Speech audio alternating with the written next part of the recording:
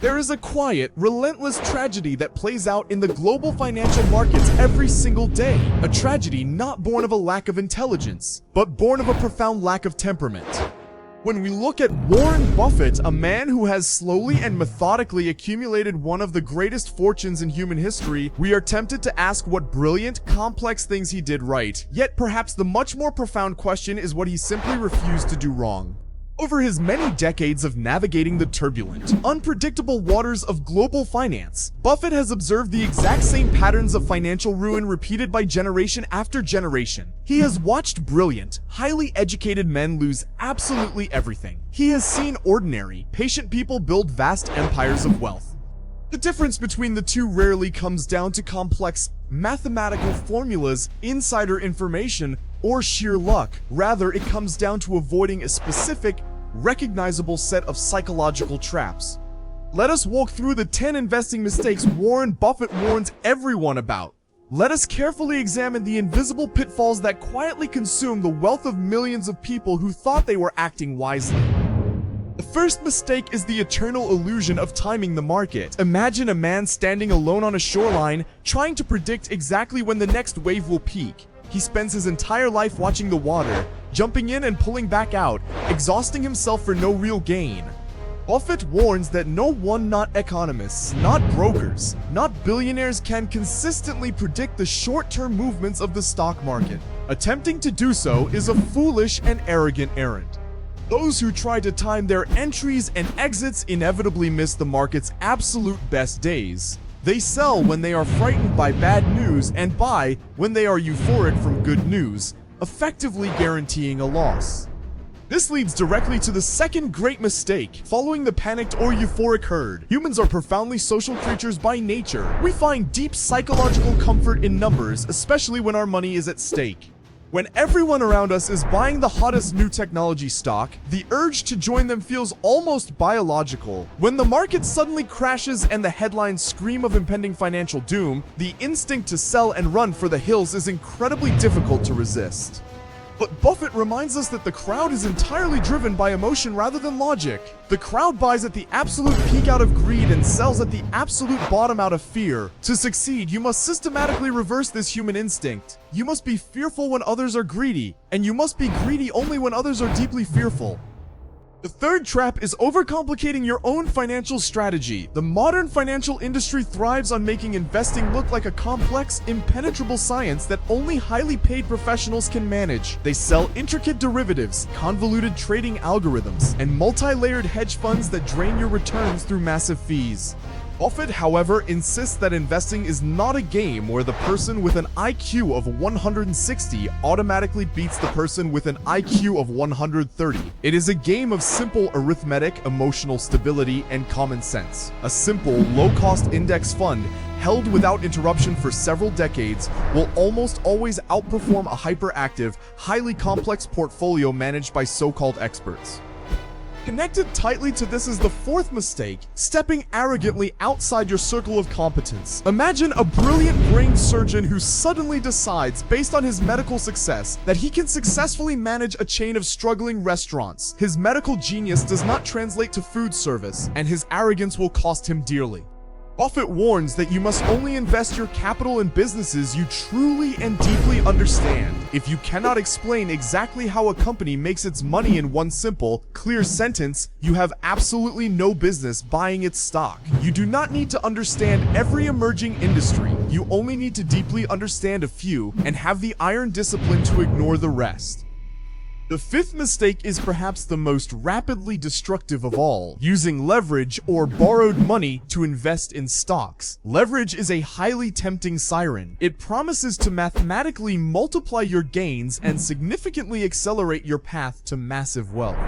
But Buffett compares leverage to driving a fast car with a sharp dagger pointing directly at your chest. It works wonderfully and smoothly right up until the moment you hit a tiny, unexpected bump in the road.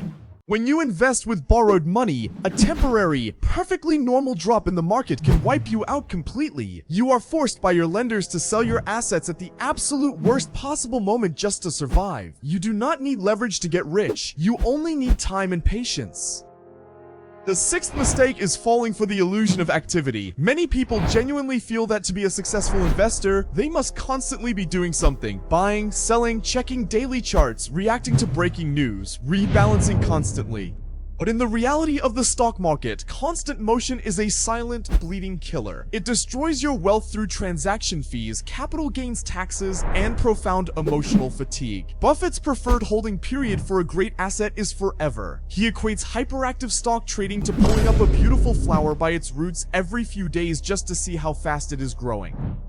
The seventh error is compromising on the fundamental quality of a business. In his very early years, Buffett practiced what he famously called the cigar butt approach, buying terrible, failing companies just because they were statistically incredibly cheap, hoping to get one last free puff of profit before they died.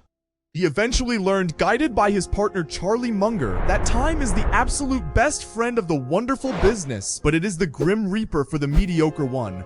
Buying a merely fair business at a wonderful price is far less profitable over the decades than buying a genuinely wonderful business at a fair price. Quality ultimately matters more than a cheap valuation. A company with a strong brand and deep pricing power will survive inflation and crush its competition. The eighth mistake is letting the stock ticker completely dictate your reality. Imagine owning a highly profitable, perfectly functioning local farm. You would not demand to check its exact value every 10 minutes, nor would you sell the entire farm just because a nervous neighbor shouted a terribly low price over the fence. Yet, millions of people treat their stock portfolios exactly this way. A stock is not a flickering red or green number on a computer screen. It is a literal legal fractional ownership in a real breathing business. If the underlying business is doing well and growing its profits, the stock price will eventually and inevitably follow. Ignoring the daily noise of the market is an absolute superpower. The ninth mistake is the catastrophic failure to embrace emotional discipline. You can read every financial textbook ever written by brilliant academics. You can perfectly understand cash flow statements, balance sheets, and macroeconomic trends. But if you cannot control your own psychology when your portfolio rapidly drops by 50% during a global crisis, all that academic knowledge is completely useless. Investing is, at its core, a relentless transfer of wealth from the impatient to the patient. It is a lifelong, grueling test of your ability to sit quietly in an empty room and do absolutely nothing while the rest of the world outside is screaming.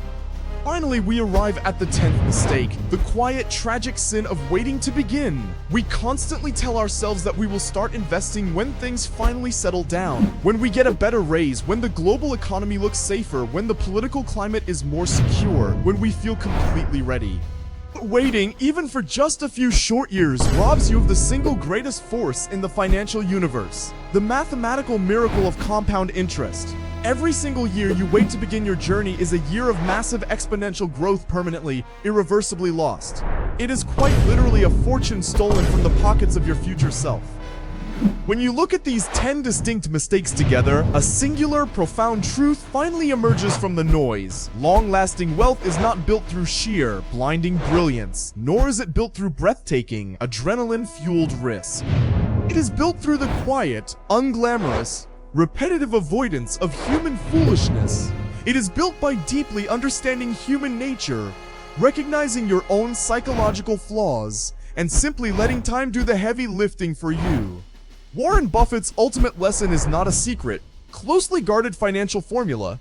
It is a clear mirror held up to our own impatience, asking us if we have the quiet courage to simply let wealth grow.